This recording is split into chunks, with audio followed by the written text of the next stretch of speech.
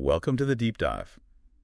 Today we're looking at something really personal to you. But the angle we're taking is maybe a bit different. It's not about fixing yourself. Right. It's more about seeing yourself as, well, a project worth building. Yeah.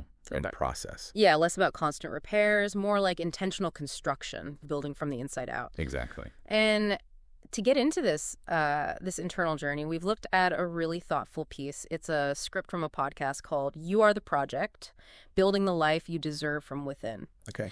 And it has this great perspective on personal growth, focuses on self-compassion, deep healing, and noticing those quieter signs of progress. Can be easy to miss. Totally. Yeah. So our mission here is basically to pull out the key ideas, help you understand them better, maybe see how they apply to your life, but without adding more stress. Yeah, no extra pressure needed. Okay, Yeah. So let's start with that foundation. Self-love. Yeah. The source material kind of immediately challenged me on the usual idea of self-love being all like sunshine and rainbows. It says pretty clearly, self-love is often uncomfortable. Why do you think it framed it that way? Well, it's that contrast, isn't it, between the Instagram version of self-love and the actual, sometimes messy reality. Right. Choosing yourself, like truly choosing yourself. That can mean doing things that feel difficult or even look negative from the outside. Setting boundaries, for instance. That's just huge. It's crucial for your well-being, absolutely, but it might mean someone else gets disappointed. And maybe deeper down, really embracing self-love often forces you to look at old beliefs about whether you're even worthy of it. And challenging those old stories, that can definitely stir things up. It's uncomfortable. Yeah, and the script gives these really specific examples, like walking away from people who drain you. Oof, yeah. Hard but necessary sometimes. Or saying no to things, Yeah. even if people expect you to say yes. Basically, putting your own needs first, even if it affects someone. Exactly. Those things don't always feel warm. No, they don't. And the script reframes them, not as selfish, but as vital acts of self-preservation, self-respect. Self-respect, I like that. And think about the emotions involved. The script mentions how one day self-love might feel like, grace, just ease. Yep. But another day, it could feel like grief. Like the sadness of realizing you've outgrown who you used to be or relationships you used to have. Wow, the grief of outgrowing past selves, that really lands. It does, right? It shows it's not just about collecting positive moments. Sometimes it's about acknowledging loss to make space for the new. Letting go. And the script talks about radical honesty, too. Yeah. Really figuring out what you need, genuinely need, even when it's not easy or popular. Yeah, and connecting that back, it just underscores that self-love isn't a destination you arrive at. It's not a feeling you just have. It's active. It's an active choice, yeah. An ongoing decision you make every day. You see it in those small things, too. Setting that boundary, making time for therapy, maybe just putting your phone down to actually be with yourself. Disconnecting. Right. The main takeaway there seems to be that choosing yourself again and again, big ways, small ways, that's incredibly powerful. It affirms your value. Okay, so self-love, active, sometimes difficult, but powerful. Let's shift to healing then. The script really pushes back on the idea that healing is, linear. Step A, step B, you're done. Oh, absolutely. That's such a crucial point. Because the common story is sort of like that. You get hurt, you fix it, you move on, healed. Like checking a box. Exactly. But the reality, and the script puts this really nicely, is that healing is often cyclical. There are ups, there are downs, progress, then maybe something that feels like a step back. Those loops, right? The script calls them loops. Yeah, loops. And it says they're normal. It's part of processing, part of integrating tough stuff. It can hurt, sure, and definitely catch you by surprise sometimes. It's so easy to feel like you're failing when that happens, though. Like, oh no, I'm back where I started. Totally. But the script normalizes it, just says that's part of it, which is comforting, I think. Yeah. It also makes this really key distinction between healing and forgetting. What's the weight of that difference? Well, the focus shifts, doesn't it? It's not about trying to erase the past or pretend the hurt didn't happen. You can't really force yourself to forget anyway. Right. Instead, healing is more about learning to remember things differently, remembering without the pain still having control over you now. So the memory is there, but the sting is lessened. Or at least it doesn't dictate your choices today. It's about facing those hard parts of your story, not to get stuck there, but to finally release their emotional hold. And the script mentions that this release process, it might even feel like losing parts of yourself, like maybe coping mechanisms you don't need anymore. Yeah, that can be unsettling. It brings up that big question, like, who am I without this struggle, this pain that's kind of shaped me? Right. The script acknowledges that potential sense of loss, but it immediately counters it by pointing to what you gain. Okay, what's the gain? A deeper inner peace. Sense of wholeness that doesn't depend on other people understanding or validating you. You might shed the version of you that always put others first, maybe, but you gain a more authentic, resilient self in return. That makes a lot of sense.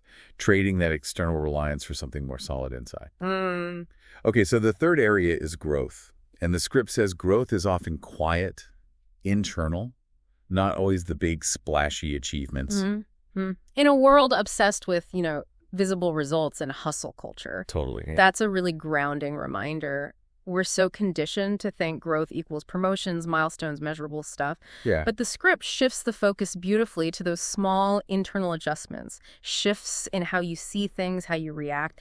Those are the real building blocks of lasting change. And it lists some examples that feel so real, but almost invisible, like pausing before you snap back at someone. Oh, yeah. Big one. Or taking a deep breath when anxiety starts rising instead of spiraling. Choosing peace instead of jumping into every argument. Or even just deciding after a bad day, okay, I'm going to try again tomorrow.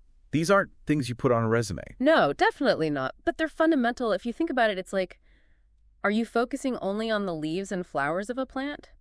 Or are you tending to the roots? Ah, nice analogy. The outward stuff is the leaves, right? But this quiet growth, this inner work, that's watering the roots, that's building the strong foundation.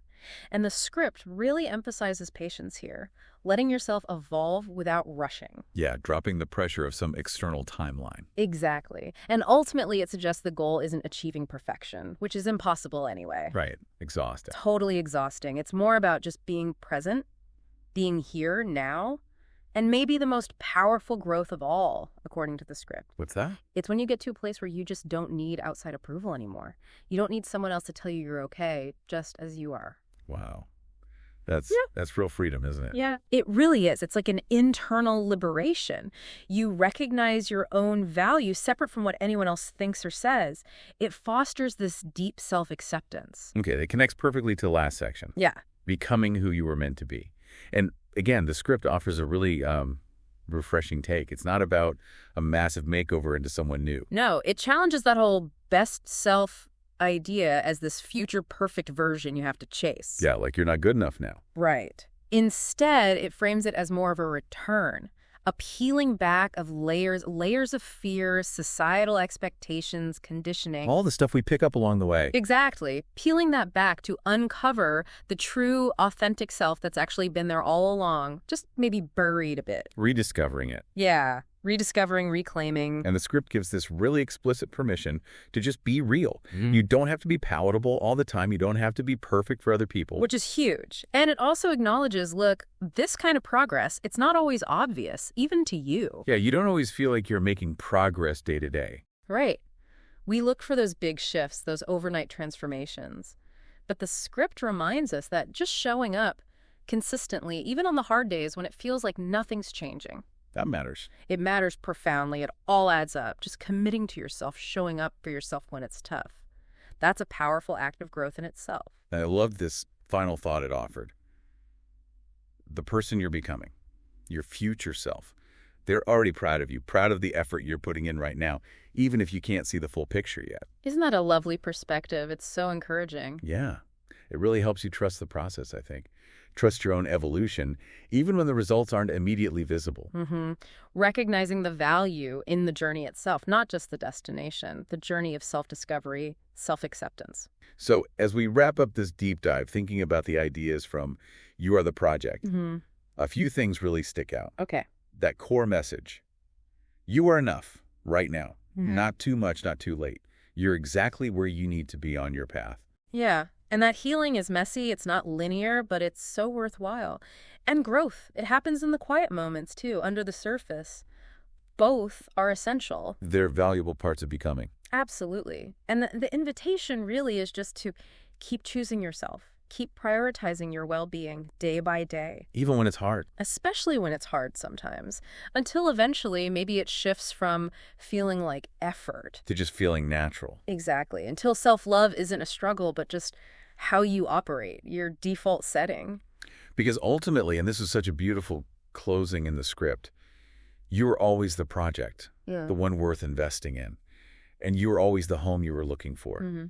It's all about finding that peace, that sense of belonging right inside yourself. Yeah, it really is. Yeah. So if any of this resonated with you listening, maybe share it with someone who could use that reminder today. Good idea. And most importantly, please take good care of yourself, really intentionally.